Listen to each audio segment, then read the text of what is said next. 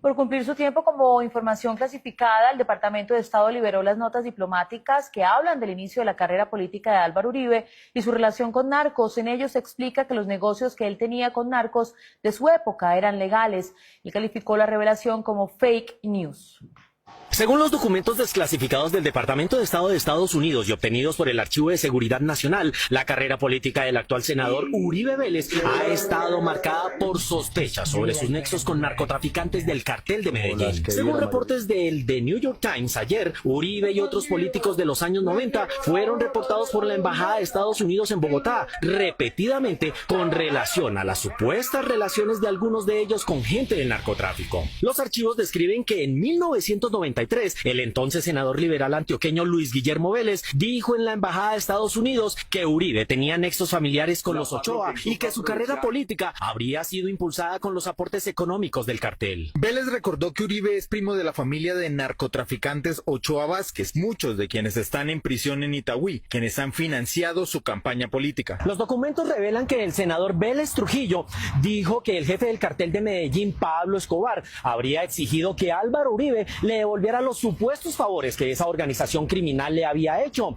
pues necesitaba de su apoyo para garantizar la vida de Pablo Escobar si se entregaba a la justicia. Escobar, a través de los Ochoa, está ahora exigiendo a Uribe que devuelva los favores, tratando de abrir un canal de comunicación con el presidente colombiano César Gaviria. En septiembre de 1991, el Pentágono elaboró un informe de 14 páginas con un listado de personas que estarían al servicio del cartel de Medellín, en que aparecen Gonzalo Rodríguez Gacha, Popeye, La Quica, Pablo Escobar y entre otros. En el número 82 de la lista, el nombre de Álvaro Uribe Vélez. 4 meses después, un nuevo informe dice que pese a lo escrito, no había suficiente mérito para la mencionada lista. Desde mayo de 1989, Uribe supuestamente ha estado involucrado en el tráfico de drogas. Los registros afirman de manera menos concluyente que la familia de Uribe tiene extensas posesiones de tierra y negocios en Antioquia y hace negocios legítimos como la ganadería. Sí, como sospechamos, la única transgresión de Uribe es pertenecer a una familia que ha hecho negocios legítimos con narcos. Su inclusión en esta lista no está garantizada. Hoy el senador Uribe respondió en Twitter a estos informes y señaló que son refritos de chismosos muertos. Fake news.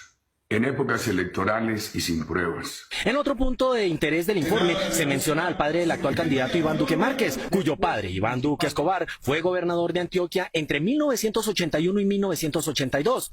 En él se dice que habría recriminado a Álvaro Uribe por haber concedido una licencia de aviación para un miembro del cartel. Estos documentos son ahora públicos y pueden ser consultados en el Archivo de Seguridad Nacional en la Universidad George Washington de Estados Unidos. ¿Por qué Álvaro Uribe es el narcotraficante número 82?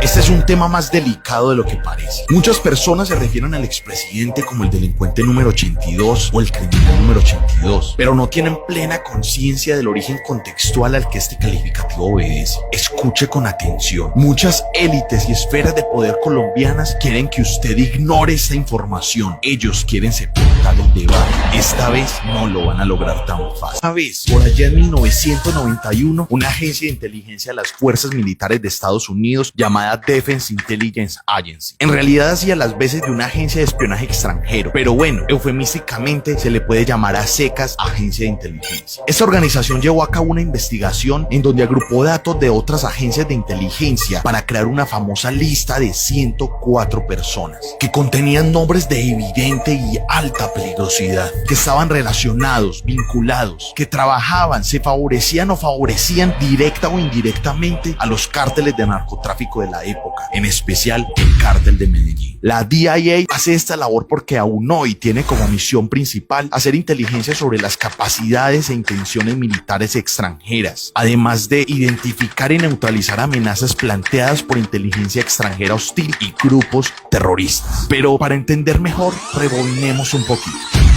En 1991, Pablo Escobar seguía fugitivo en Antioquia. En el 89 mataron a Galán. En el 90 a Bernardo Jaramillo Osa y a Carlos Pizarro. En el 87 ya habían matado a Jaime Pardo Leal. Los homicidios no distinguían entre campesinos y candidatos a la presidencia. Los asesinatos eran incesantes en los territorios. ¿Se les parece un poquito a la actualidad? No sé, una explosión, jefe, no sé qué.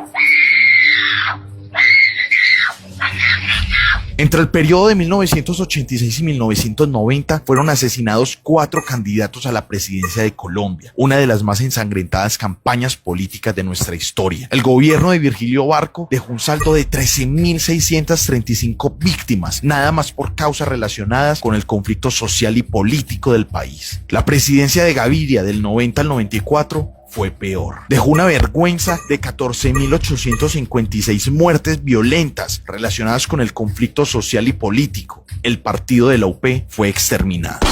¿Adivinan entonces quién era la autoridad en Colombia? Escobar, los Ochoa, los Pepes, los Rodríguez Orejuela, Orlández Gamboa. Bueno, los carteles. La deprimente ausencia de autoridad todavía puede verse en las esquinas o en los parques de los barrios, por ejemplo. Por lo tanto, la lista de estas 104 personas vinculadas al narcotráfico que anteriormente mencionábamos era sumamente confidencial. Tan secreto que el documento estuvo clasificado hasta el año 2004, es decir, 13 años después de su realización. Pocas personas sabían de su existencia, pero aquí es donde cuando desclasificaron estos documentos, más del 80% de las personas allá anotadas ya habían terminado en prisión o habían sido dadas de baja por precisamente los nexos con el narcotráfico que la investigación señalaba. La DIA no contaba con que el señalado número 82, después de 13 años, era el único hombre que figuraba como presidente de un país fuertemente permeado por el narcotráfico. ¿Ya se imaginan quién es el personaje número 82 de la lista? Nada más y nada menos que Álvaro Uribe. La situación se torna preocupante si tenemos en cuenta que en el listado también figuran narcotraficantes de talla mundial como Pablo Escobar, quien es el número 79. Está John Jairo Velázquez alias Popeye, quien es el número 1. También hay personas como Manuel Noriega en el número 66. Hay decenas de sicarios del cártel de Cali de Medellín y así 104 personas, siendo Uribe el número 82.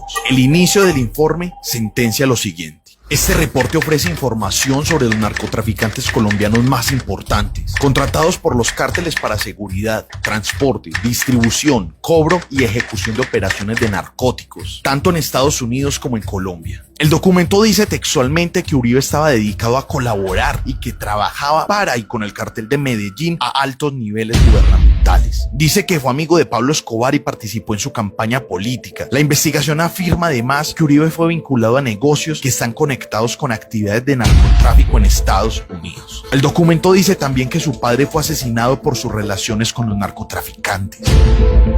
Más tarde, fue precisamente el gobierno de Uribe el que hizo una declaración al respecto en el 2004, desmintiendo la información y ofreciendo otra versión de los hechos. Ustedes están en la libertad de observar, analizar y contrastar. Para eso, se han dispuesto varios links en la publicación de este video. Eso sí, los antecedentes son innegables. Uribe fue destituido de la alcaldía de Medellín por Belisario Betancur por posibles nexos con el narcotráfico. En ese cargo solo duró 3 meses. En 1982, Iván Duque Escobar, padre del actual presidente Iván Duque, hizo denuncias en contra de Álvaro Uribe por las licencias que otorgó como director de la Aeronáutica Civil a personas relacionadas con el narcotráfico. El mismísimo Popeye diría en una entrevista lo siguiente. Él cuando era director de la Aerocivil, él autoriza la pista de la Hacienda Norte. Él autoriza esa pista sabiendo que es para Pablo Emilio Escobar Gaviria. Mire, yo realmente en el tema de Álvaro Uribe Vélez no me quiero extender más. Por lo que estoy aquí en la ciudad, Álvaro Uribe Vélez es el dueño de esta ciudad.